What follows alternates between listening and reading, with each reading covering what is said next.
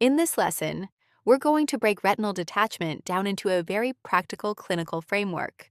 We'll cover the pathophysiology, the major types of retinal detachment, diagnostic findings, surgical interventions, and the nursing management priorities you need to know. The biggest takeaway right from the beginning is this: retinal detachment is considered an ocular emergency because permanent vision loss can occur if treatment is delayed. Retinal detachment occurs when the neurosensory retina separates from the retinal pigment epithelium, or RPE. Normally, these layers sit tightly together, and the RPE supports the retina with nutrients and metabolic exchange. Once separation occurs, the photoreceptors lose their support and visual function rapidly declines. The longer the retina stays detached, the greater the risk for irreversible vision loss.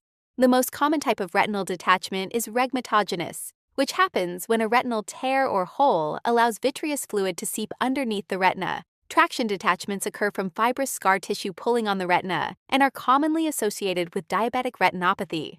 Exudative detachments result from fluid accumulation beneath the retina without a tear, often from inflammatory or vascular disorders. Combination detachments involve both tearing and traction forces occurring together.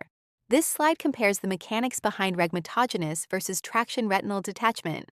On the left, vitreous fluid moves through a retinal tear and physically separates the retinal layers. On the right, fibrous scar tissue contracts and mechanically pulls the retina upward. Understanding the mechanism is important because surgical treatment is directed at correcting the underlying cause of the detachment. The classic presentation of retinal detachment is painless visual disturbance.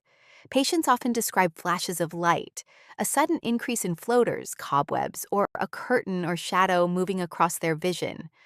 One of the most important Ankilex points is that retinal detachment is usually painless despite being a true emergency.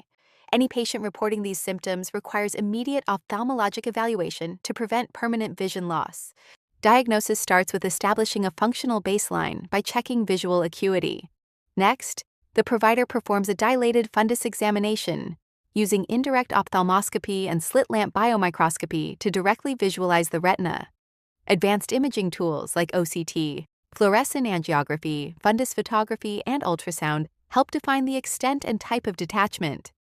The overall goal is to identify retinal tears, locate traction bands, and map any degenerative retinal changes. All retinal detachment surgeries follow the same basic principle: eliminate the force causing the detachment and reattach the retina back to the retinal pigment epithelium. Surgeons either stop fluid from entering beneath the retina or relieve traction pulling the retina away. Once the disruptive force is controlled, the retina is mechanically reapposed to restore anatomical alignment and preserve vision. This concept is high yield because every surgical technique is built around this same goal. A scleral buckle works by externally compressing the eye wall inward using a silicone band or sponge, helping the retina reconnect with underlying structures. A vitrectomy is an internal procedure where the vitreous gel and scar tissue are removed, and tamponade agents like gas bubbles or silicone oil are used to press the retina back into place. Vitrectomy is especially common in traction detachments and complex cases.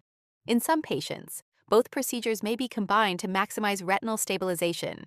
Preoperatively, patient education is extremely important because recovery often requires strict positioning and activity restrictions. If a gas bubble is used, prone positioning may be required to keep pressure against the retinal repair site. Postoperatively, nurses monitor for complications such as increased intraocular pressure, infection, recurrent detachment, and cataract formation. Patients must also be taught to report worsening vision, pain, redness, or pressure symptoms immediately because these may indicate sight-threatening complications. Retinal detachment is a painless ocular emergency that commonly presents with flashes, floaters, and a curtain-like loss of vision. Rhegmatogenous detachment is the most common type and is often associated with high myopia, trauma, or prior cataract surgery. Diagnosis and treatment are time-sensitive because delayed repair can lead to permanent vision loss. Management focuses on mechanically reattaching the retina through procedures like scleral buckling or vitrectomy, followed by close postoperative monitoring and strict positioning if a gas bubble is used.